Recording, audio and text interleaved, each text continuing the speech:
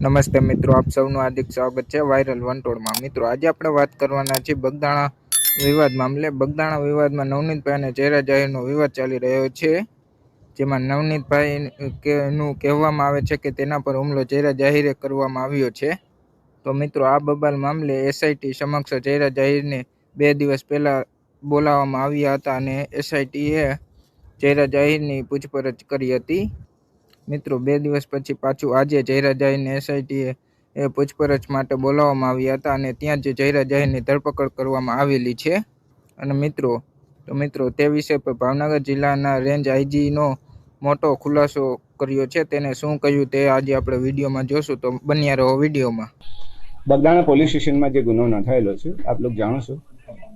અત્યાર સુધીમાં પહેલા શરૂઆતમાં 8 આરોપીઓની ધરપકડ કરવામાં આવી હતી અને બાકીના કેટલાક આરોપીઓની પણ ધરપકડ અત્યારે કરવામાં આવી છે।